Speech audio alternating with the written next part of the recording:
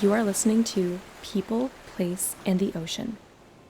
My name is Jackie, and I will be your host throughout this podcast series that is inspired by the Gros Morne community-led marine atlas. With each episode, we will bring to life the pages of the atlas by learning directly from the people who help tell the story about Gros Morne and its surrounding marine environment. You can download your copy of the Marine Atlas by visiting ecologyaction.ca and visiting the Marine Planning page. The fisheries continue to be one of several blue economies across Newfoundland and Labrador, connecting so many people across the Northern Peninsula. Fishing is the backbone of our coastal communities and is what brought many families to settle the Gros Morne region.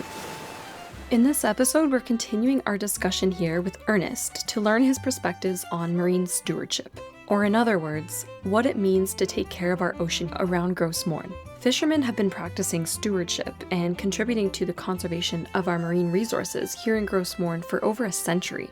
Throughout the making of the Atlas, we even discovered a newspaper article from 1902 that showed fish harvesters taking action to protect Bonne Bay. Of course, stewardship practices continue today in many different ways.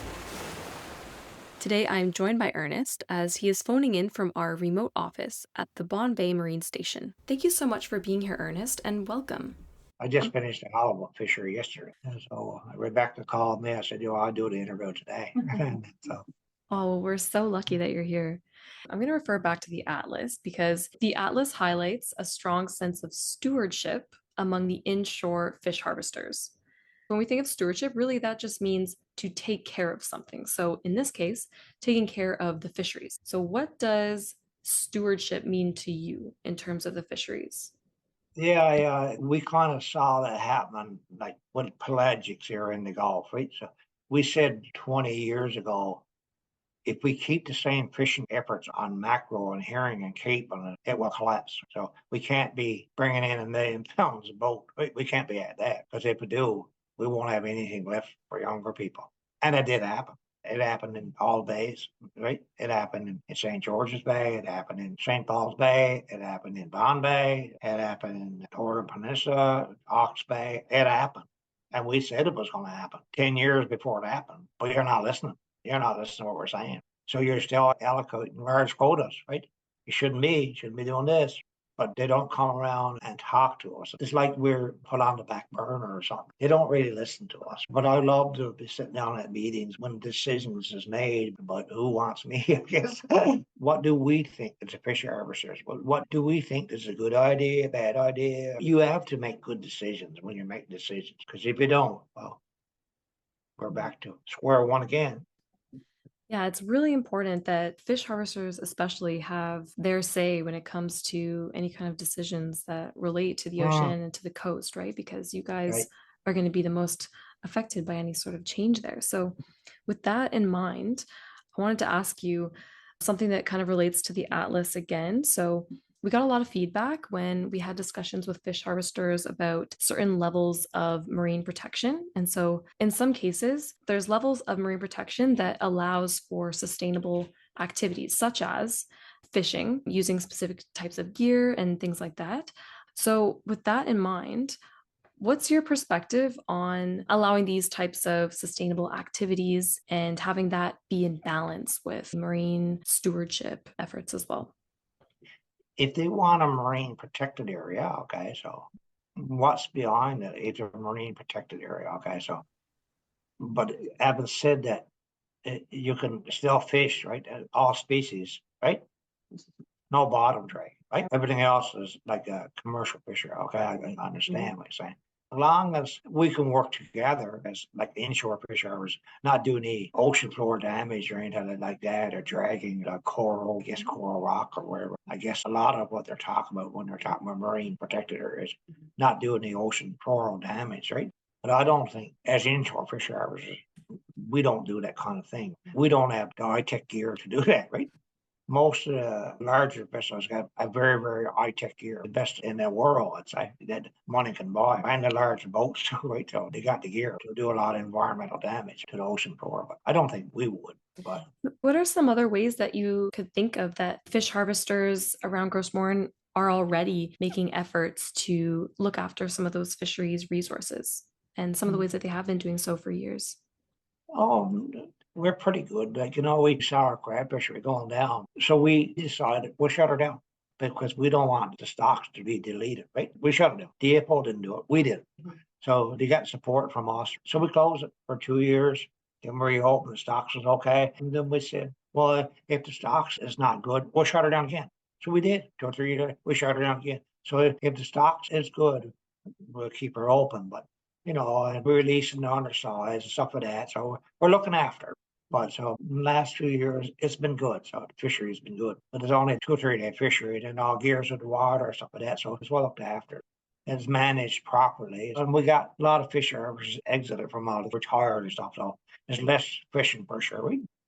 If we see the stocks is in bad shape or anything like that, we're certainly not going to be the last ones to be talking about it for sure. And we definitely will be bringing up at meetings. We don't think this should be happening. We think we should do something about this. We think we should address that right away. Do it now. That's Right. all. Yeah. We wait too long. But it's too much pressure sometimes from the FFAW too. Get more quota, get more quota, get more quota. But sometimes that's not the right answer either. To me, in my views, it's not the right answer. Right? Use an example, they just opened double the quota on the northeast coast. There's all kinds of problems with that, right? You watch, and within the next month, if you listen to fisheries broadcast with CBC radio, you'll hear that the prices have dropped drastically.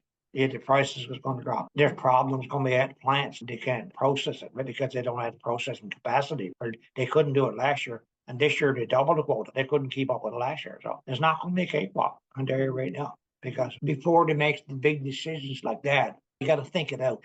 We couldn't deal with it last year. If we double the quota this year, what's going to happen this year? Not only that, if we're involved in landing good quality fish, double, you might land a bad quality. I don't think it's a good idea, doubling quotas like that. You got to have the things in place, plants in place to process this fish and stuff like that. And you got to have good quality going into the market. So if we don't, we'll be back to 30 years ago when the foreign countries didn't want our fish because it's bad quality. We don't want to go back there no more. We just come out of that. We need to move forward in fisheries the best way that we know how. Yeah, and it's really important that you like fish harvesters are recognizing these changes and that they're able to take action just on themselves rather than waiting for DFO or Yep. the higher ups to take action, right? Sometimes these decisions are not good decisions that they make. Yeah. We as fish harvesters, we think that's not right what they're doing there. But lots of times we got no voice. We're kind of shoved in the corner, right? You take what you're given. But it would be nice if we were sitting in our meetings and listen to it, right? Listen to what we got to say about it, right? Don't make no radical decisions. Yeah. Because if we do, we'll be back to 1992.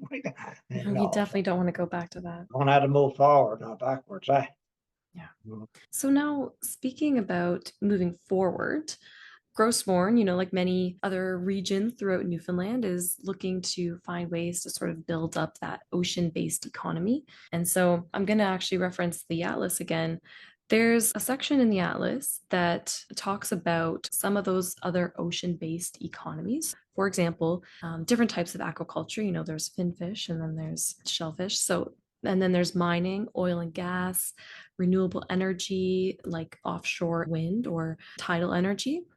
So when we had discussions with different local people throughout Gros Morne, we asked their opinion on some of these new blue economies and how they felt about having some of these in Gros Morne. So I'm just curious as to what your perspective might be on some of these ocean-based economies and if any of them have a place in Gros Morne or not. And maybe what are some important considerations that we need to talk about before deciding on any of that? Well, I was in a meeting a few years back with the oil companies. They were doing seismic work in Gros Morne Park. They said that there was a lot of oil in Gros Morne from Stephenville north to Greenpoint area. So a lot of oil in the ground. So fish harvesters have been really concerned about that because they knew they were talking about fracking this oil. Fish harvesting was a bit leery of that because we've been here for 500 years. So we're in meeting. They were doing seismic operations at the time. And on the fisheries broadcast, we were noticed not to go fishing these seismic operations. So me being very concerned about it, I want to know why we weren't allowed around these vessels doing seismic operations. So in this meeting, this guy, he said, when we're doing seismic operations, there's all kinds of species coming afloat dead in the water. They were doing damage. So if we talk about marine Animals, use an example, like whales, they communicate by sound. Whales communicate by sound, same as you with a cell phone. So if you were doing seismic operation in the Gulf, obviously you were doing damage to the environment. But having said that, these oil companies got so much money, it was put on the back burner again, right? We're talking about oil now. Okay, get out of the way, get out of the way. So we're not talking about the environment now. But the environment means nothing. We're coming through. Right? That's what it kind of sounded like to me. But Fish Harbors was a bit leery of oil because if they went ahead with oil in a national park and we had an oil disaster, which most likely would happen, now what kind of a mess would we have then, right?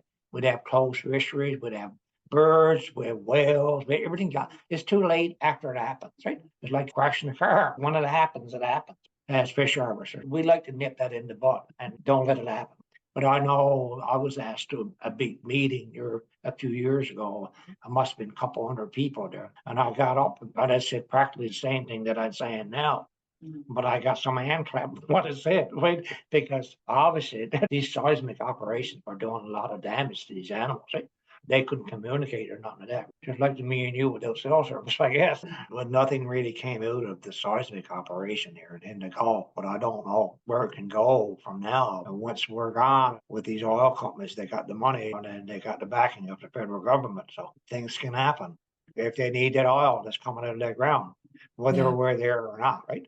Yeah, and I think So that's why it's really important. Folks like yourself were involved in those conversations back then. And I'm glad that you brought that up because that's also one of the big factors that sort of led Rebecca to starting this whole atlas as well. The threat of oil and gas coming through the Gulf of St. Lawrence that could potentially cause problems for the Gros Morne area and that UNESCO World Heritage status. So yeah, and in the Atlas, there's a few pages there that talk about some of these industries like oil and gas and what were the reflections from the community. Hopefully, something like this Marine Atlas will be something that we will be able to hold on to. So, if it ever did come in the future where this discussion about oil exploration or seismic testing came up again, we could go back and see what some of the people were saying. these oil companies, they're large, right? They're multi-billion dollar operations. They can step up to the plate at any time, right? And say these politicians can be cakewalked if needed to be, right? If the world runs low on oil, well, that's going to come out the Gulf one way or another. That's the way it is. And fish harbors were concerned because of the environment. Because once you have a disaster, it's there for years and years and years. It's never the same no more, right? It's never corrected. Right? They say it is, but you'll always see environmental things happening. Just use an example. We use plastic tags on lobster pots, right? And so when we get involved in storms with plastic tags on steel pots. Okay, so what happened when steel pots hit these rocks on the bottom? We get this kind of emotion. So it breaks the plastic down and then it ends up on the shores, right? That's not a big thing, but it's an environmental thing. You see them on the beach. I see them on the beach. I know what's happening, right? I know it's not right, but that's the law. I've also pointed out to DFO that there is different ways of dealing with that. So I mentioned to one fishery officer particular this summer. I said, it's a wonderful idea that you got there. Why don't we go in with that? We fish ours, we don't like to see plastic on the shores. No, of We don't course. want to see stuff like that, bottles and stuff, right?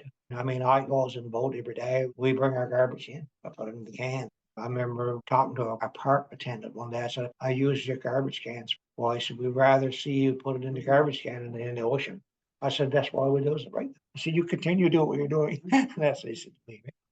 So, we like to do things as good as possible, Of and course. Yeah, you got to environment, protect this place where right you're now. making your living and, You're making our living and we're trying to make it better for everybody else right now. We can't be thinking negative all the time. We got to think positive. We got to think for the younger people. We got to think about the future. If things don't be that way, it's got to be that way. It has to be that way, right? Or make it right. yeah. Mhm. So, Oh, yeah. Ernest, I have one final question for you, and that is with all of the years of experience that you have in the fisheries, what is one lesson that you've learned throughout all of this time that you think is important for today's generation of fisher people?